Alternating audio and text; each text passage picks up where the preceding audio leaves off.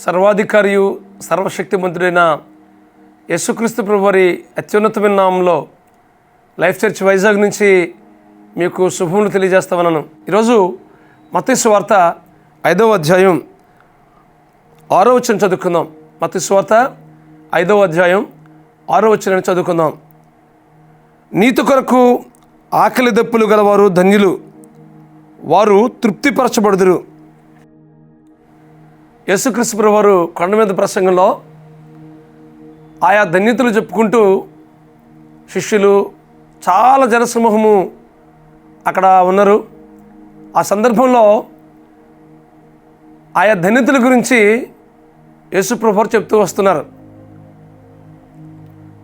నీతి కొరకు ఆకలి దప్పులు గల వారు ధన్యులు, వారు తృప్తిపరచబడుదురు. కొన్నిసార్లు ప్రభు కోసం బ్రతుకుతున్నప్పుడు, ఆయన మీద ఆధారపడి జీవిస్తున్నప్పుడు కొన్ని వాటిని నష్టపోతాం. అంత మాత్రాన మన జీవితంలో ఎలాంటి వెలుతుండదు. దేవుడు తృప్తిపరిచే దేవుడు మన దేవుడు. ఏదైతే మనం నష్టపోతున్నామో ఆ నష్టపడిన వాటిల నుండి దేవుడు తృప్తినిస్తాడు. పౌలు క్రీస్తు విషయమైన నీతిని బట్టి, ఆయన యందు విశ్వాసం ఉంచిన దాన్ని బట్టి, నీతిమంతుడిగా మార్చిన స్థితిని బట్టి ఏవేవి లాభకరములుగా ఉన్నాయో వాటన్నిటినీ నష్టంగా ఎంచుకున్నాడు. ఎందుకోసం తెలుసా? ప్రభు కొరకు బ్రతికే విషయంలో, నీతిగా పరిశుద్ధత కలిగి జీవించడంలో ఎన్నో నష్టపరుచుకున్నాడు ఆయన. కాబట్టి దాంట్లో ఎంత తృప్తి ఉందో తెలుసా? ఆ తృప్తి ఈ లోకంలో ఎక్కడ పొందుకోలేం. ప్రభు కొరకు జీవిస్తున్నప్పుడు ఏదైతే ఈ లోకంలో ఇస్తున్న లాభమైనవి ప్రభు కోసం నష్టంగా ఎంచుకున్నప్పుడు దాంట్లో ఎంతో తృప్తి ఉంటుంది. ఈ విషయాన్ని మీరు గ్రహించవలసిందిగా ప్రభు పేట మీకు మనవి చేస్తున్నాను. క్షణికమైనటువంటి ఈ లోకంలో ఉన్నటువంటి సంతోషం కోసం అనీతిమంతులుగా బ్రతకడం కంటే దేవుని కొరకు యథార్థంగా బ్రతికి ఆయా విషయాలు నష్టపోయినా దాంట్లో మనకి ఎంతో సంతృప్తి ఉంటుంది.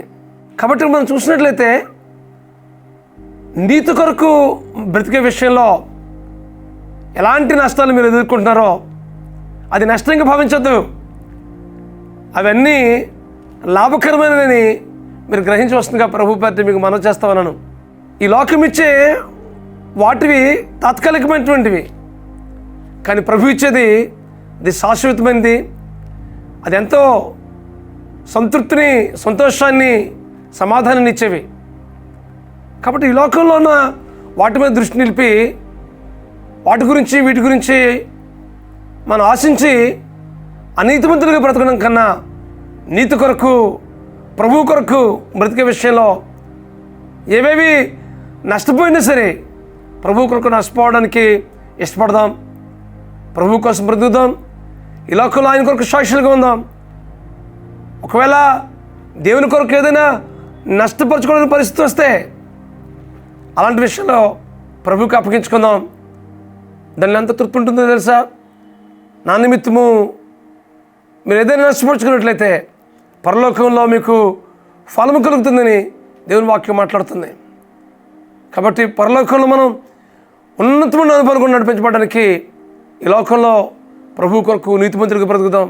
అట్టి కృప పరిశుద్ధాత్మ దేవుడు మీకు అనుగ్రహించి నడిపించిన కాక ప్రార్థన చేసుకుందాం.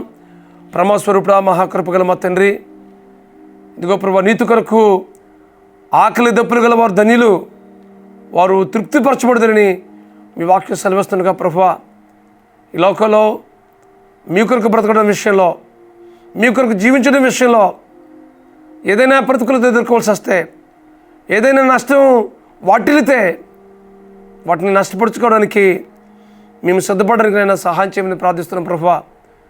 పౌలు ఏదైతే ఈ లోకం ఇచ్చే లాభకరమైనవి వాటన్నిటిని నష్టంగా ఎంచుకున్నాడు ప్రభువా. ఎందుకోసమంటే మీ యందు విశ్వాసం స్థితిని బట్టి మీ కొరకు నీతిగా బ్రతికిన స్థితిని బట్టి ఈ లోకం ఇచ్చే తాత్కాలికమైన వాటిని లాభకరమైనవన్నీ ప్రభా నష్టంగా ఎంచుకున్నాడు ప్రభా.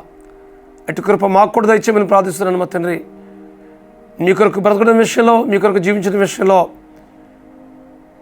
మిమ్మల్ని మహింపరిచిన విషయంలో ప్రభా మా జీవితంలో ఏదైనా కోల్పోవలసి వస్తే వాటిని కోల్పోయి తద్వారా మీరు ఇచ్చే బహుమానాన్ని మేము పొందుకోవడానికి ప్రభా ఆయన వాటిలో కూడా మేము తృప్తి పొందడానికి మీ కృపా కార్యాన్ని జరిగించవలసిందిగా ప్రార్థిస్తూ మీ కృపగల హస్తానికి అప్పగించుకుంటూ మా ప్రభువును మా రక్షకుడునైనా యేసుక్రీస్తు నామములో ప్రార్థన చేయుచున్నాం తండ్రి.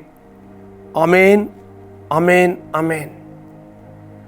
నీతి కొరకు బ్రతకడం విషయంలో ఒకవేళ ఏదైనా వస్తే వాటిని కోల్పోయి వాటిలో తృప్తి పొందిన విషయంలో పరిశుద్ధాత్మ దేవుడు మీకు అనుగ్రహించి నడిపించును గాక.